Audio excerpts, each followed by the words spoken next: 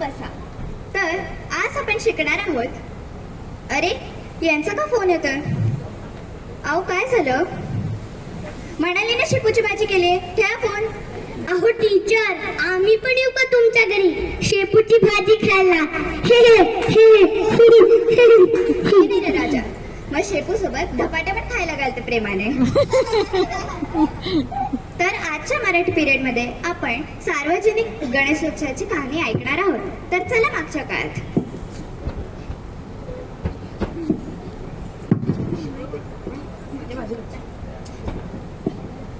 काय करू काय नाही सुचेनाचं झालंय मंडळी. स्वराज्य हा आपला जन्मसिद्ध हक्क आहे आणि तो आपण मिळवणारच. पण तो मिळवण्याचा मार्ग काय आहे? अहो, आपण मोजकी माणूस काय करू शकतो? जे काही करायचं आहे त्यासाठी आपल्याहून अधिक माणसांची आवश्यकता आहे. आणि असं काहीतरी करावं लागेल ज्यामुळे अख्ख्या भारतात स्वराज्यासाठी लढण्याची प्रेरणा मिळेल. अगदी बरोबर. बरं मला सांगा टिळक, हे गोरी माणसं आपल्याला त्रास देत आहेत. हा तो एकटा ब्रिटनचा राजा आहे का? ती सगळी माणसं सोबत आहेत ना. मग आम्हाला हेच करायचं. एकतेचा आधार घ्यायचं, सार्वजनिकतावर ध्यान द्यायचं. अहो टिळक, मी जातो बरं का. गणपतीच्या उत्सवाची तयारी करायची आहे. नाही तर बायको चांगली म्हणेल मला. धन्यवाद अहो जोशी. खरं आहे, जेव्हा सगळी दारे बंद होतात तेव्हा देव स्वतः मार्ग दाखवतो. अहो जोशी, कुलकर्णी, देशमुख आणि पाटील, आजपासून आपण सार्वजनिक गणेशोत्सवाची तयारी करायची. गणेशोत्सवाचा 10 दिवसांसाठी बाप्पाची मातीची मूर्तीची स्थापना करून त्याची 10 दिवस सेवा करायची आणि 10व्या दिवशी त्याचं विसर्जन करायचं. अहो टिळक, पण यात काय फायदा होईल? अहो जोशी, आपण सार्वजनिक गणेशोत्सव साजरा करणार 10 दिवस. त्यामुळे अख्खं पुणे एकत्र येणार आणि हीच एकता त्या दुष्टांना हरवून देईल. अगदी बरोबर. आणि हा सण आपण सार्वजनिक साजरा केल्यामुळे ही एक परंपरा मानली जाईल आणि हीच परंपरा आगीसारखी पूर्ण महाराष्ट्रात नाही तर पूर्ण भारतात पसरेल. बाळांनो जरा इकडे या. काय आहे टिळक काका? आमच्याशी काय काम होतं का?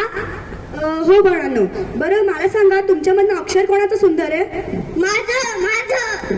बरं, आता हे काका जे सांगतील तसं काही कागद गोळा करा आणि त्यांच्यावर द्या आणि अख्ख्या पुण्यात वाटून द्या. काळजी नका करू टिळक काका, आम्ही तुमचं काम करून टाकू.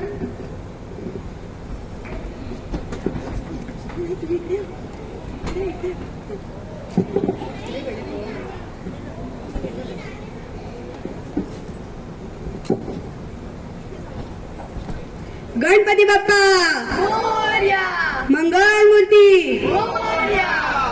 अहो टिळक, तो कमिशनर आलेला आपल्याला हकलवायला, पण स्वतः ठाकरला गेला. आणि ह्यामुळे त्यानं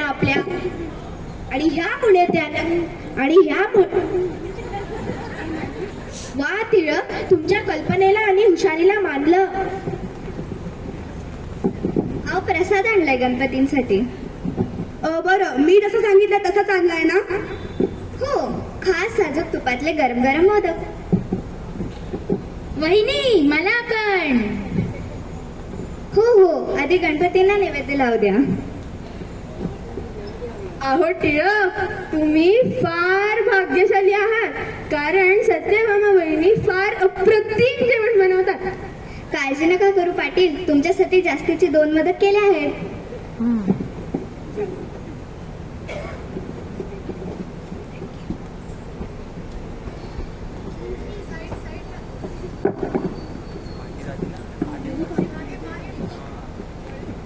तर मुलांनो, असं श्री लोकमान्य टिळकाने त्यांचा बुद्धीचा वापर करून इंग्रजांना हरवले होते.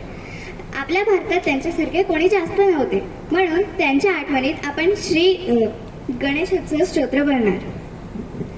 प्रणमं शिरसा देवं गौरीपुत्रं विनायकं भक्तावासं स्मरे नित्यं धारकामार्थसिद्धये प्रथमं वक्रतुण्डं च एकदन्तं द्वितीयकं तृतीयं कृष्णपिङ्गाक्षं गजवक्त्रं चतुर्थकं लंबोदरं पंचमं च षष्ठं विकटमेव च सप्तमं विघ्नराजेन्द्रं धूम्रवर्णं तथाष्टमं नवमं बालचन्द्रं च दशमं तु विनायकम् एकादशं गणपति द्वादशे तु गजानना द्वादशैतानि मामानि त्रिसन्ध्यवटे नर अथ विघ्नभयं तस्य सर्वसिद्धिकर प्रभो विद्यार्थी लभते विद्या धनार्थी लभते धनं पुत्रार्थी लभते पुत्रा मोक्षार्थी लभते गतिं जपेत गणपती स्तोत्र षड्विमासे फलं लभे संवत्सरेण सिद्धिं च लभते नात्र संशयात् अष्टभ्यो ब्राह्मणेभ्यश्च लिखित्वा या समर्पये तस्य विद्या भवेत् सर्वा गणेशस्य प्रसादता इति श्री नारद पुराणे संकटनाशनम महागणपती स्तोत्र संपूर्णम. थँक्यू.